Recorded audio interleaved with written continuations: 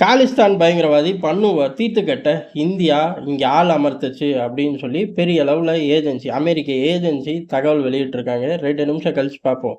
முதல்ல இந்த இந்தியாவுக்கு எதிரான தீவிரவாதிகள் உலகம் பூரா எங்கே இருந்தாலும் தட்டி தூக்குவோங்கிறது இந்தியாவோட அஃபீஷியல் ஸ்டாண்ட். இந்த அஃபீஷியல் ஸ்டாண்ட் எப்படி அப்படின்னா, லீகலாக இன்டர்நேஷ்னல் லா படி பம்ப் பண்ணுவோம் விஷயங்களை. எல்லா நாடுகளுக்கும் நோட்டீஸ் இஷ்யூ பண்ணுவோம். இந்த செயலை ஈடுபட்டிருக்கான் தீவிரவாதியா நாங்க அறிவிச்சிருக்கோம், உன் நாட்டில் இருந்தா எங்ககிட்ட ஒப்பட அப்படின்னு சொல்லி அழுத்தங்கள் தருவோம். இது காலங்காலமா நடந்துகிட்டு இருக்கு. கடந்த 10 வருஷ காலத்துல தான் இந்த மாதிரி நபர்கள்லாம் மர்ம நபர்களால் வேட்டையாடப்படுவார்கள். இது அஃபிஷியலா எந்த நாடு கிளைம் பண்ணாது. இந்தியா கிளைம் பண்ண இந்தியா மட்டும் என்ன, யாருமே உளவுத்துறையோட வேலைகளுக்கு கிளைம் போறதே கிடையாது.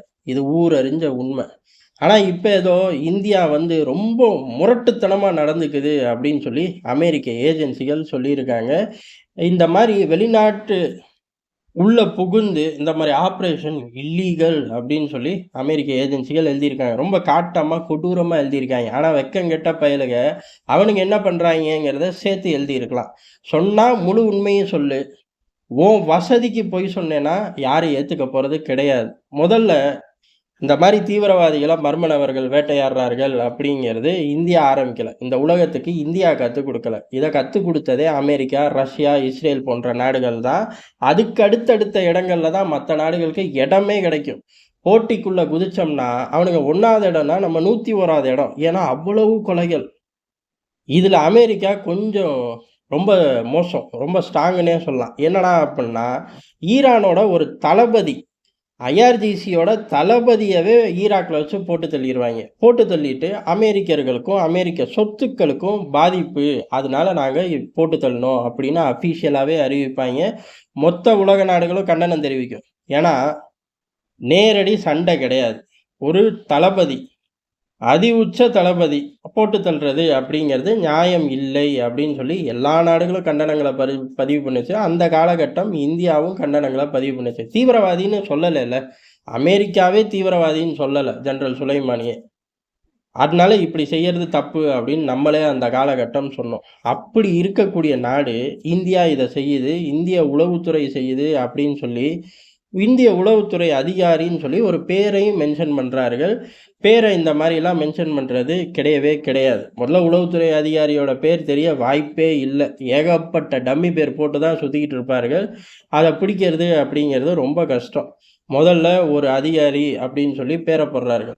விக்ரம் யாதவ் அப்படிங்கிற ரா ஏஜென்ட்டு லோக்கலில் உள்ள அமெரிக்காவில் உள்ள நிக்கில் குப்தா அப்படிங்கிற நபர் 2 பேர் சேர்ந்து கூட்டு முயற்சி, அதாவது பண்ணுவ போட்டு தள்ளுறதுக்கான ஒரு ஆப்ரேஷனை கண்டக்ட் பண்ணியிருக்கார்கள் அப்படின்னு சொல்லியிருக்காங்க. இவ்வளோ விலாவரியாக ஸ்டேட்மெண்ட் எழுத முடியுமா அப்படின்னு கேட்டால், அரசாங்கத்தோட துணை இல்லாமல், அரசாங்கத்திலேருந்து செய்தியை கசிய விடாமல் வாய்ப்பே கிடையாது. முதல்ல இந்த 2 பேர்களில் இந்திய உளவுத்துறை அதிகாரி அப்படின்னு இவங்க மென்ஷன் பண்ணுற பேர்லாம் உண்மையா பொய்யா அப்படிங்கெல்லாம் யாராலையும் ப்ரூவ் பண்ண முடியாது. காரணம், ஏகப்பட்ட டம்மி பேர்கள் போட்டு தான் அமெரிக்காவில் ஒரு ஆப்ரேஷனை இந்தியா கண்டக்ட் பண்ணுது அப்படின்னா எந்த அளவு உஷாராக இருந்திருப்பார்கள். இன்கேஸ் அமெரிக்காவுக்கு தலைவலியாக இருக்குது அப்படின்னா வாஷிங்டன் போஸ்ட்டை வச்செல்லாம் கிழிக்கணுங்கிற அவசியமே கிடையாது. நேரடியாக நம்மகிட்டே உட்காந்து டீல் பேச ஆரம்பிப்பாங்க. பொதுவாகவே இந்த மாதிரி உளவுத்துறைகள் சம்பவம் பண்ணி மாட்டிக்கிட்டா நேரடியாகவே பிரைம் மினிஸ்டர், பிரசிடென்ட்னு அந்த லெவலில் விஷயம் மூவ் ஆக ஆரம்பிச்சிடும். இதை அப்படியே மூடி மறைக்கிறக்கோ, இதை சரி கட்டுறக்கு இந்த மாதிரி பல விஷயங்கள் நடக்கும். இது காலங்காலமாக இருந்துக்கிட்டே தான் இருக்கும். ஜோர்டானுக்கு ஒரு காலகட்டத்தில் எவ்வளவோ தேவைகள் இருந்துச்சு. ஒரே ஒரு மொசாட்டோட ஏஜென்ட்டு மாட்டுனான்னு கூட சொல்ல முடியாது. சம்பவம் செஞ்சதுக்கான சாலிடான ஒரு எவிடன்ஸ் கையில் கிடச்சிச்சு. அந்த எவிடன்ஸை வச்சுட்டு நேரடியாகவே அமெரிக்க பிரசிடெண்ட்டை கூப்பிட்டு டீல் பேசி அன்றைக்கி ஜோர்டான் பல விஷயங்களை சாதிச்சிச்சு. அந்த மாதிரி அமெரிக்காவும் நம்மக்கிட்ட பல விஷயங்களை சாதிக்கும். ஆனால் பயப்பிள்ளைங்க கிட்ட எவிடன்ஸ் கிடையாது. 2-3 பேரை வச்சுக்கிட்டு, ஒரு கான்ஸ்பிரசி தியரியை வச்சுக்கிட்டு இந்திய அரசாங்கத்துக்கிட்ட பேச முடியுமா? இந்திய அரசாங்கம் ரொம்ப தெளிவாக சொன்னுச்சு, ஆதாரத்தை எடுத்துட்டு வா, உட்காந்து பேசிக்குவோம் அப்படின்னு. அதுக்கு என்ன அர்த்தம்னா ஒன்றே ஒன்று தான், ஆதாரத்தை கொண்டு வந்ததுக்கப்புறம் டீல் பேசிக்கலாம் அப்படிங்கிறது தான். டீலுக்கு இந்தியா கூப்பிட்டுருச்சு, அமெரிக்கா டீலுக்கு உட்காரலை அப்படின்னா ஒன்று அங்கே இல்லை அப்படிங்கிறது அர்த்தம். நம்ம செஞ்சோம்னு நம்ம சொல்லலை. அதே சமயம் நடக்கிற சம்பவங்களை எல்லாம் வச்சு பார்க்கும்போது, எந்த எவிடன்ஸும் இல்ல. இப்படி இருக்கும்போது ஒரு பரபரப்ப ஆக்கணும், அழுத்தத்த உருவாக்கணும். இதுக்கான பெர்ஃபெக்ட்டான சந்தர்ப்பம் அப்படிங்கிறது அந்த நாட்டுல எலக்ஷன் நடந்தா. இந்தியால எலக்ஷன் நடந்துகிட்டு இருக்கு. அதனால தான் இதுக்கு இவ்வளோ எவிடன்ஸ் இருக்கு அப்படின்னு சொல்லி வழக்கம் போல பேர் சொல்லாத அதிகாரி. யாரு? அமெரிக்காலயும் ஒருத்தன், இந்தியாலயும் ஒருத்தன். இப்படி போட்டோம்னா அமெரிக்கா மட்டும் ஈட்டி பாயாதுல்ல. அப்ப இங்கேயும் நம்ம போட்டு தொலாவணும். யார்றா அப்படின்னு. அதுக்காக அங்க ஒரு அதிகாரி, இங்க ஒரு அதிகாரின்னு பேரை மென்ஷன் பண்ணாம போட்டாய்ங்க. போட்டு இந்த விஷயம் வந்திருக்கு. ஆனா இதோட அடிப்படை அப்படிங்கிறது அமெரிக்கா கிட்ட எந்த எவிடன்ஸும் கிடையாது. அமெரிக்கா இந்த விஷயத்துல தலையிடவும் விரும்பல. காரணம், அவர்களே இந்த வேலைய தான் ரவுண்ட் த கிளாக் உலகம் பூரா பார்த்துக்கிட்டு இருக்காங்க. இந்தியா பார்க்கிறத தட்டி கேட்டோம்னா, நம்ம பார்க்கிறதையும் அவன் தட்டி கேட்பான் அப்படிங்கிறது தான். அப்ப எதுக்கு தான் அமெரிக்கா இந்த விஷயத்த வந்திருக்கு? இந்த விஷயத்த வெளியில எடுத்திருக்கு. காரணம் அரசாங்கம் தலையிடல, தலையிடவும் விரும்பல. நேரடியா கூப்பிட்டு பேசுற அளவுக்கு சாலிடான எவிடன்ஸும் கையில இல்ல. அப்படி இருந்தும் உள்ளூர் ஏஜென்சில பிரைம் மினிஸ்டர், அதே மாரி national security adviser Ajit Doval இந்த மாரி ஹெவி வெயிட்டான ஆட்களோட பேர மென்ஷன் பண்றதுக்கு என்ன காரணமா இருக்கும் அப்படிங்கிறது தான். காரணம் ரொம்ப சிம்பிள். ஈரானுக்கு எதிரா அமெரிக்கா ரியாக்ட் பண்ணியே ஆகணுங்கிற ஒரு கட்டாயத்துல இருக்கு. காரணம், இஸ்ரேல் மேல ஒரு 320 மிசைல் அட்டாக்க அவர்கள் எதிர்பார்க்கவே இல்ல. அத நோக்கி பெரிய அளவுல தடைகள் பாயுது. ஈரானுக்கு மிலிட்டரி ரீதியா சப்போர்ட் பண்ணக்கூடிய பல ஃபர்ம்கள வேட்டையாடிக்கிட்டு இருக்காங்க. இப்படி வேட்டையாடும்போது சீனா, பாகிஸ்தான் எல்லாம் சேர்ந்து அடியாகுது. அதெல்லாம் நமக்கு கொண்டாட்டமான விஷயம் தான். அதே சமயம் வர்த்தக ரீதியாவும் யாரும் தொடர்பு வச்சுக்க கூடாது. அமெரிக்காவோட புத்தியே அங்க தான் வந்து நிக்கும். அப்படி வந்து நிக்கும்போது இந்தியா இருக்கு அந்த லைன்ல. எப்படி ரஷ்யா கிட்ட இருந்து இந்தியா தொடர்பெல்லாம் துண்டிக்க முடியாது அப்படின்னு சொல்லி ரொம்ப ஸ்மார்ட்டா தப்பிச்சு போனோம். அந்த மாரி இவனுங்க ஈஸியா தப்பிச்சு போயிருவாய்ங்க. நம்ம ஒரு செக் வச்சா, நமக்கே இன்னொரு செக்க வைப்பாய்ங்க. ஈரானோட தொடர்பு இன்னைக்கு என்ன லெவல்ல இருக்கோ, அதே லெவல்ல நம்ம மெயின்டெயின் பண்ணுவோம். ஈரானோட நமக்கு ஒரு நல்ல உறவு தான். ஒண்ணும் பெருசாலாம் சண்டை, வம்பு, எதிரிலாம் இல்ல. சின்ன சின்ன கருத்து வேறுபாடு இருக்கும். அது இயல்பு தான். ஐநாவோட தடை வந்துச்சு ஈரான் மேலனா, அத நம்ம கடைபிடிப்போம். ஆனா இண்டிவிஜுவலா அமெரிக்கா போடுற தடைகள இந்தியா கடைபிடிக்காது. அத சொல்லி தான் ரஷ்யா விவகாரத்திலயும் நம்ம பாட்டு எஸ் ஆனோம். அதே ரூட்ட எடுத்துருவாய்ங்க. இவனுங்கள தடுக்கவே முடியாது. அப்படிங்கிறக்காக எலக்ஷன் நடந்துகிட்டு இருக்கா? எலக்ஷன் நடக்கும்போது இந்த மாரி ஒரு ஆர்டிக்கிள். இந்த ஆர்டிக்கிள வச்சு உள்ளூர்ல ஆப்போசிட் பார்ட்டி மைலேஜ் தேட பார்க்கும். இது ஒரு தேவையில்லாத தலைவலி. அதே சமயம் ரொம்ப விவரம், ரொம்ப திருட்டுத்தனம்னே சொல்லலாம்.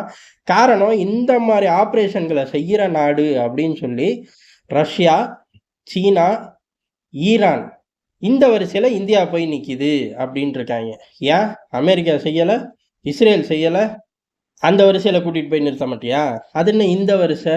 ரொம்ப தெளிவா இது ஒரு பிரஷர கிரியேட் பண்றது. இப்படி நாங்க கிரியேட் பண்ணி இந்த லைன்ல உங்கள கொண்டு போய் வச்சுருவோம் அப்படின்னு. அந்த லைன்ல வைக்கிறக்கு இங்க ஜனநாயக ஆட்சி நடக்குது. ரஷ்யாவாகட்டும், என்னதான் அங்க எலக்ஷன் சிஸ்டம் அப்படின்னாலும் ரஷ்ய அதிபர் புட்டினை எதிர்த்து யாராலும் நிக்க முடியாது. அதுக்கடுத்து சீனா கேட்கவே வேணாம். அது என்ன சிஸ்டம்னு யாருக்கும் தெரியாது. ஆனா ஐநால நிரந்தரமான உறுப்பு நாடு. அதுவே பெரிய கேலிக்கூத்து, கேவலம். காரணம், அது மக்களாட்சியா? தெரியாது. மன்னராட்சியா? தெரியாது. இராணுவ ஆட்சியா? தெரியாது. கார்ப்பரேட் ஆட்சியா? அதுவும் தெரியாது. ஒண்ணுமே எந்த கேட்டகரியிலயும் இல்லாம ஒரு ஆட்சி நடந்துகிட்டு இருக்கு. அதையும் தூக்கி மடியிலயும் உட்கார வச்சுக்குவாய்ங்க, தலையிலயும் உட்கார வச்சுக்குவாய்ங்க. எல்லா வேலையும் பண்ணிக்குவாய்ங்க. அடுத்து ஈரான். ஈரானுக்கும் உனக்கும் 1000 வாய்க்கா தகராறு. ஆனா நீ என்ன லேபிள வேணாலும் ஒட்டுவ. தீவிரவாதின்னு ஒட்டுவ, தீவிரவாதிக்கு மேல ஏதாச்சும் ஒரு லேபிள ஒட்டுவ. அதனால அந்த லிஸ்ட்ல கொண்டு போய் வைக்கிறேன்னா, முழுக்க முழுக்க திமிரு. அந்த ஈரான் விவகாரத்துல இந்தியா ஒரே அடியா போட்டு விளைவிக்கணும். அதுக்கான ஒரு பிரஷர் மூமெண்ட்ட கிரியேட் பண்றதுக்காக வேலை தான் வாஷிங்டன் போஸ்ட்டோட ஆர்டிக்கல். இத தாண்டி ஒண்ணும் கிடையாது. இந்திய வெளியுறவுத்துறை இறங்கி அடிச்சிருச்சு. வழக்கம் போலவே. இதை எதிர்பார்த்திருப்பாங்க. இந்த அளவுக்கு இறங்கி அடிப்போம் அப்படின்னு. அடுத்த கட்டமா இங்க உள்ள ஆட்கள், இந்தியாவுக்கு ஆதரவான ஆட்கள். இந்தியாவுக்கு தானே ஆதரவா இந்தியர்கள் இருப்பார்கள். 1, 2 கூத்து கோமாளிகள் வேணா சுத்திக்கு திரிவாய்ங்க. அவனுங்க அமெரிக்கா தீர்ப்பு எழுதிருச்சு, இந்தியா திவாலாயிருச்சுன்னு என்னத்தையாச்சும் பேசுறதுக்கு வாய்ப்பு இருக்கு. அது கூத்து கோமாளிகள். அத பத்தி நம்ம கவலைப்படவே தேவையில்ல. இந்த சைடு நம்ம இறங்கி அடிச்சிருக்கோம். இந்த விஷயத்த இனிமேல் டெவலப் பண்ணுவாங்களா அமெரிக்க அரசாங்கம் அப்படிங்கிறது வரும் நாட்கள்ல தெரிஞ்சு போயிரும். ஏன் அப்படின்னா, அதிகமா ட்ரிகர் பண்ணி விட்டா அமெரிக்காவுக்கு தான் ஆபத்து. அதனால அமெரிக்கா விலகுறதுக்கு வாய்ப்பு இருக்கு. ஆனா என்னைக்குமே அமெரிக்கா தன்னோட புத்திய காட்டும் அப்படிங்கிறது டெல்லிக்கு நல்லா தெரியும். டெல்லி தயார் நிலையில தான் இருந்துச்சு. அதனால தான் வேற எதுவுமே பண்ண முடியாம ஏஜென்சிகள வச்சு இந்த மாரி ஆர்டிக்கிள எழுதி தள்ளுறாய்ங்க. இந்தியாவுக்கு எதிரான ஆர்டிக்கிள் நம்ம இன்னைக்கு நேத்து பார்க்கல. காலங்காலமா பார்த்துக்கிட்டு இருக்கோம். எல்லாத்துலயும் எழுதுவாய்ங்க. நம்ம ஊர்ல வடக்கடையில தெருவோரம் இருக்கிற வடக்கடையில யூஸ் பண்ற எண்ணெய்க்கெல்லாம் ஆர்டிக்கிள் உட்கார்ந்து எழுதி தள்ளுவாய்ங்க. அந்த மாரி நாய்கள் கிட்ட நம்ம வேற என்னத்த எதிர்பார்க்க முடியும்? இப்ப நம்மளோட வளர்ச்சி அப்படிங்கிறது, நம்மள டிபெண்ட் பண்ணி தான் பல விஷயத்துல அவனுங்க நிக்கணுங்கிற இடத்துக்கு நம்ம வந்துட்டோம். இதுக்கு அடுத்து இதே ஸ்பீட்ல விட்டோம்னா, அவர்களுக்கு ஈக்குவலாவே வந்து நின்றுவோம். அப்ப ஏகப்பட்ட விஷயம் இந்த மாரி செய்வார்கள். வரும் நாட்கள் இன்னமும் ஜாஸ்தியாவே எதிர்பார்க்கலாம். எங்க தான் கேப் கிடைக்கும், அத ஊதி பெருசாக்கலாம் அப்படிங்கிறதுக்கு டெல்லியும் தயாரா இருக்கு. இந்தியர்களும் தயாரா இருக்கோம். இதுக்கான எதிர்வினைய காட்டுறக்கு இந்தியா ராஜதந்திர சேனல்கள்ல ஒர்க் பண்ண ஆரம்பிச்சிருச்சு ஏற்கனவே. அதனால அடி ஹெவியா தான் இருக்கும் இந்த தடவ வெள்ளை மாளிகைக்கு. வெளியில தெரியாது. இந்த விஷயத்த மேலும் டெவலப் பண்ணாம விட்டுட்டு ஓடிருவாய்ங்க. நீங்க வேணா பாருங்க, ஒரு 10 நாள் கூட இருக்காது. இந்த விஷயம் அப்படியே அடங்கி போயிரும். அடுத்து வேற ஏதாச்சும் ஒரு விஷயம் வெடிக்கும். அதுக்கு முன்னாடி இது ரொம்ப டெவலப் பண்ணவே முடியாது. ஏன் அப்புட்ன்னா, ஈரானுக்கு எதிரா நடவடிக்கை எடுக்கிறது எவ்வளவு முக்கியமோ, அதே அளவுக்கு முக்கியம் சீனாவுக்கு எதிரா நடவடிக்கை எடுக்கிறதும். ஏன் அப்புட்ன்னா, ஈரான ஒரு ஃபுல்லா ஒரு பிரஷர கிரியேட் பண்ணி அமுக்கிறலாம். என்ன நாட்கள் கூட செலவாகும், இல்ல டாலர்கள் கூட செலவாகும். சீனா இப்ப கடுமையான அழுத்தத்துல இருக்கும். நம்மளே விரிவா பார்த்தோம். இந்த சமயத்த விட்டுட்டார்கள் அப்படின்னா, அடுத்து திருப்பி ஒரு 20 வருஷத்துக்கு ஏமாந்து போன அமெரிக்கா, சீனா கிட்ட அப்படிங்கிற பேர தான் சுமந்துகிட்டு இருக்கணும். அதனால அந்த ஒரு மொமெண்ட் இங்க கிரியேட் ஆயிருக்கும்போது, இந்தியாவ அமெரிக்கா பகச்சுக்கவே பகச்சுக்காது. இருந்தாலும் அமெரிக்கா திருட்டு புத்தி ஈரானுக்கு எதிரா ஒரு டீல் பேசுறக்காக ஒரு ஆர்டிக்கிள தூக்கி டேபிள்ல வீசியிருக்காய்ங்க. அந்த ஆர்டிக்கிள் ஒரு மைலேஜையும் அமெரிக்காவுக்கு குடுக்காது. சொல்லப்போனா இதையும் கிழிச்சு எறியறது மூலியமா இந்தியாவுக்கு தான் மைலேஜ் வழக்கம் போலவே.